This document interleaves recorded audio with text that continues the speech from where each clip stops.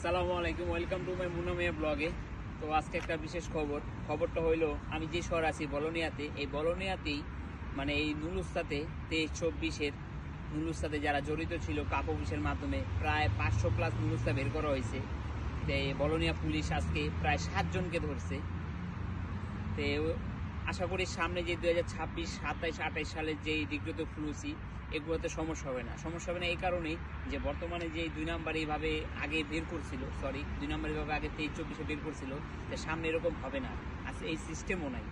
আশা করি এটা খুবই ভালো জিনিস। এবং জানেন যে এই গত 2 দিন আগেও রোমাতে একজন রাগবল ধরছে, সেটা বাঙালি।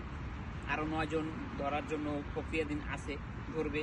তা আশা করি সামনে আমাদের যে প্লুসি 2026, 27, 28 যারাই জমা দিবেন, আশা করি কোনো সমস্যা হবে না। যদি জেনুইনভাবে মালিকের সব কিছু ওকে থাকে, মালিক জমা দিতে পারে, তখন যদি আপনাকে জমা হয় কাগজ, তাহলে আশা করি নুলস্থ বের হবে এবং দেশে গেলেও তাড়াতাড়ি ভিসা পেয়ে যাবেন।